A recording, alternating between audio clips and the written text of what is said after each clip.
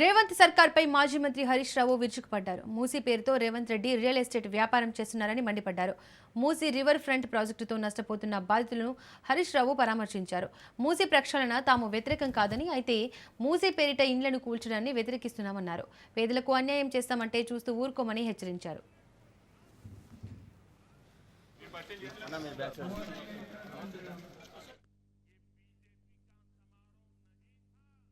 జీవితాంతం ఒక కళ ఈ అపార్ట్మెంట్.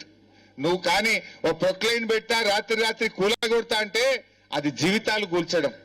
ఆ పిల్లలు కళ్ళల్లో నిద్ర లేకుండా, ఇవాళ కంటి మీద కునుకు లేకుండా పిల్లలు పరీక్షలు ఎట్లా రాస్తారు, అదే విధంగా ఆ తల్లిదండ్రులు ఎంత ఆందోళన ఉంటారో అర్థమవుతుంది.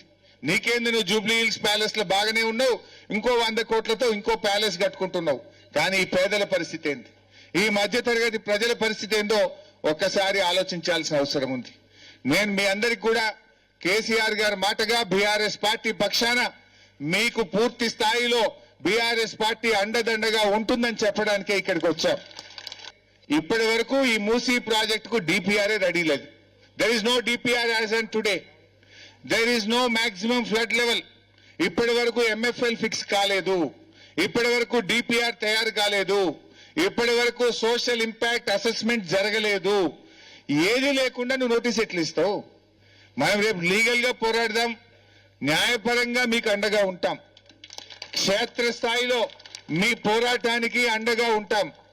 రేపు జరగబోయే బడ్జెట్ అసెంబ్లీ సమావేశాల్లో మీ అంశం మీద బీఆర్ఎస్ పార్టీ ఎంత దూరమైన పోరాడుతుంది, అసెంబ్లీని స్తంభింపజేసైనా మీకు అండగా మేము నిలబడతాం.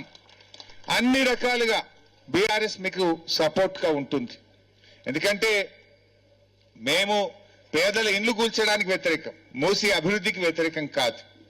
మూసీ మురికిని పారదోలడానికి మేము వ్యతిరేకం కాదు.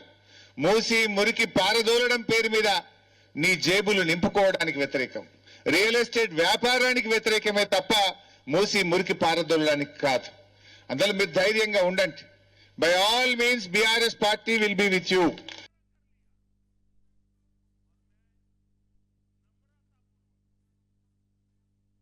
మేము మూసీ అభివృద్ధి వద్దనడం లేదు. మూసీ యొక్క అభివృద్ధిని బీఆర్ఎస్ స్టార్ట్ చేసింది. We have spent 4,000 crores. మీరు ఒక్కటి గుర్తు చేస్తా ఉన్నా, అసలు రేవంత్ రెడ్డి ఏం చేసినా దాని వెనుక రియల్ ఎస్టేట్ వ్యాపారం ఉంటుంది.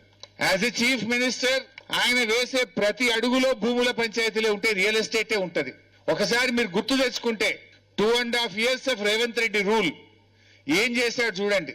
హైదరాబాద్ సెంట్రల్ యూనివర్సిటీ భూములు లాక్కుంటాను, దాన్ని వ్యాపారం చేస్తా ప్రయత్నం చేసినాడు, సుప్రీంకోర్టు మొట్టికాయలు వేసింది. తర్వాత హెచ్టీ అదే ఇండస్ట్రియల్ హిల్ టీపీ స్కామ్, హిల్ టీపీ పేరు మీద హైదరాబాద్ చుట్టూ ఉన్నటువంటి వేలాది ఎకరాల భూములు కబ్జా పెట్టాలి, రియల్ ఎస్టేట్ వ్యాపారం చేస్తా అని ఒక హిల్ టీపీ స్కామ్ కు తెరలేపినాడు. అది భూములే. ఫార్మాసిటీ కట్టాలని కేసీఆర్ గారు 14,000 ఎకరాల భూమి సేకరిస్తే అక్కడ ఫ్యూచర్ సిటీ పేరిట రియల్ ఎస్టేట్ వ్యాపారానికి అక్కడ ప్రారంభం చేసినాడు. ఈరోజు మూసీ సుందరీకరణ పేరిట ఇవన్నీ ఇండ్లు కూల్చి మీ అందరి భూములు లాక్కొని ఇక్కడ మళ్ళా బడా బడా కార్పొరేట్లకు, ఓ అంబానీకో అదానీకో ఒక మెగా కృష్ణారెడ్డికో ఈ భూములు కట్టబెట్టేటువంటి ప్రయత్నం చేస్తా ఉన్నారు. Again real estate. He has not done anything. ఈ 2.5 సంవత్సరాల రేవంత్ పాలనలో హైదరాబాద్ లో ఒక్క ఇల్లు పేదలకు కట్టింది లేదు. కూల్చిన బతుకులు ఉన్నాయి, కూల్చిన ఇండ్లున్నాయి తప్ప he has not built a single house in Hyderabad.